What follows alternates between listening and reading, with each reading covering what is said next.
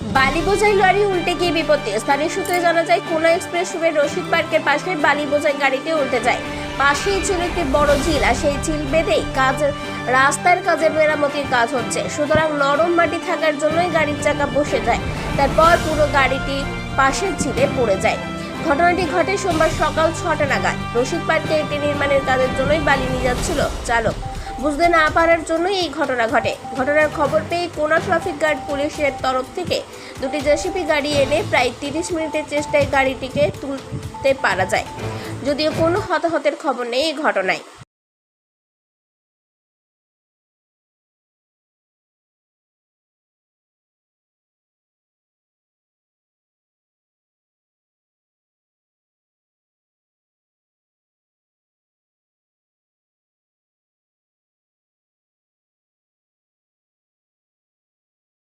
পার বেঁধে কাজ হচ্ছিল, লরিটা আসতে দিয়েছিল, উল্টে গিয়েছে। না, মাটি নরম বলে? মাটি নরম বলে উল্টে গিয়েছে। আর ড্রাইভার মানে বুঝতে পারেনি বোধহয়। ড্রাইভার বুঝতে পারিনি।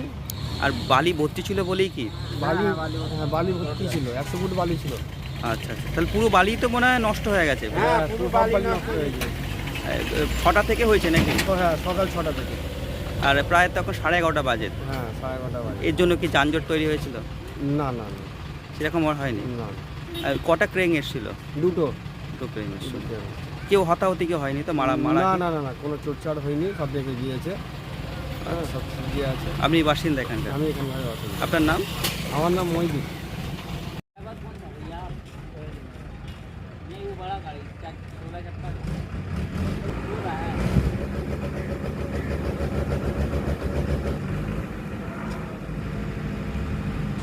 Bureau report, 99 news Bangla.